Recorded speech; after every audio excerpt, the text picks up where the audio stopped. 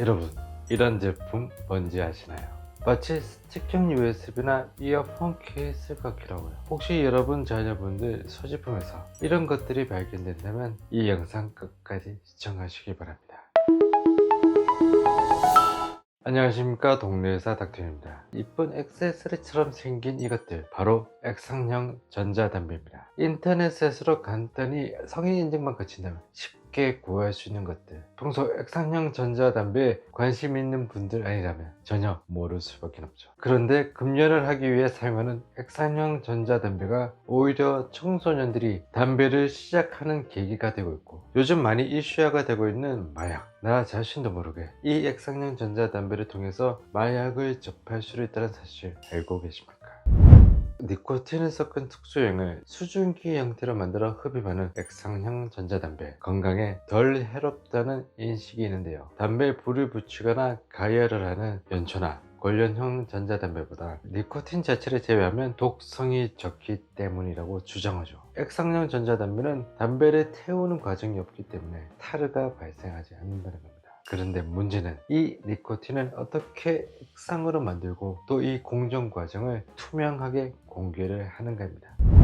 지난 가습기 사태처럼 안정성이 규명되지 않는 각종 첨가물들이 증기 형태로 폐로 들어갔을 때 발생했던 폐섬유와 폐렴 같은 것들 아직도 진행 중입니다. 게다가 현행법상 전자담배 속에 포함되어 있는 각종 첨가물들, 이걸 모두 공개할 의무는 없다는 게 현실이죠. 다행히도 지난 10월 6일 담배 유해 성분 공개법이 국회를 통과했지만 법이 시행되려면 아직 2년이나 남아있고요. 또 어디까지 공개를 해야 되는지 정해지지 않았죠. 게다가 영업 비밀이라는 치트키로 남아있고요.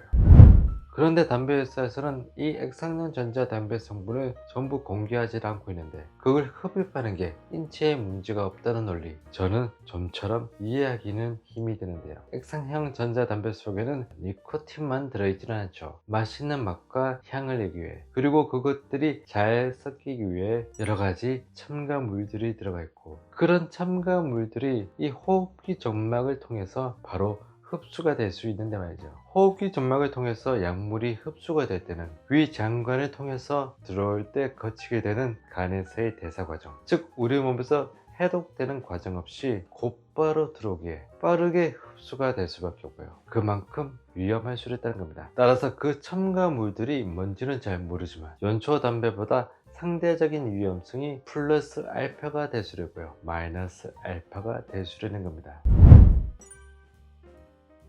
2019년 미국에서 발생한 액상형 전자담배로 인한 폐 손상, 그로 인해 68명이 사망하고 2,800여 명이 폐 질환을 앓고 있습니다. 조사 결과 이 사건은 액상형 전자담배를 통해 폐로 유입된 물질들, 이것들이 염증, 즉 폐렴을 일으키고 이로 인해 장기적인 폐 기능 손상을 일으킨 것으로 보고 있죠. 하지만 폐질환 사망자와 환자 대부분이 THC라는 마약 성분이 함유된 비정상적인 액상형 전자담배를 사용한 것으로 드러나면서 다시 규제가 풀리고 오히려 액상형 전자담배 판매량이 더 증가했습니다. 우리나라 같은 경우 아예 마약류가 불법이라서 미국과 같은 마약이 들어간 불법 액상형 카트리지를 사용하는 경우가 없다는 게 업계들의 주장인데요.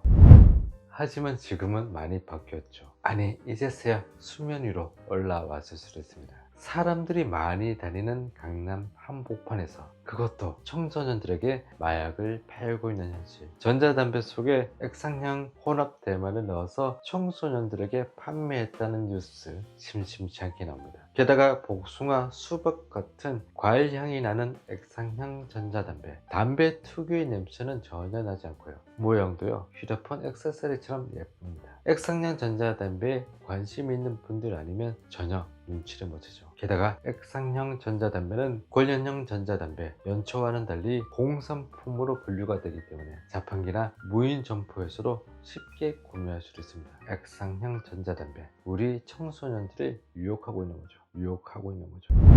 담배 회사들은 이미 1960년대부터 알고 있었지만 담배 판매를 위해 계속 비밀로 유지하다가 30여 년이 지난 1997년에 와서야 비로소 인정한 니코틴 중독, 그 위험성을 모른 채 수십 년간 무진 속고 있었습니다. 그리고 그 형태가 새롭게 진화된 전자담배, 그게 정말 인체에 해롭지 않은 건강한 방향으로 가고 있는지는 또 수십 년이 지나야지 확인이 가능할 수 있다는 겁니다. 담배를 필 수 있는 자유, 그리고 판매할 수 있는 자유, 그건 인정합니다. 그러나 어린 아이들을 위한 법적 안정장치는 점점 더 없어지고 있고, 오히려 보호를 받아야 할 이 아이들에게 유혹의 손길을 더 뻗치고 있는 게 안타까울 따름입니다. 이상으로 금년 13년차가 된 닥트윈의 하소연이었습니다. 시청해 주셔서 감사합니다.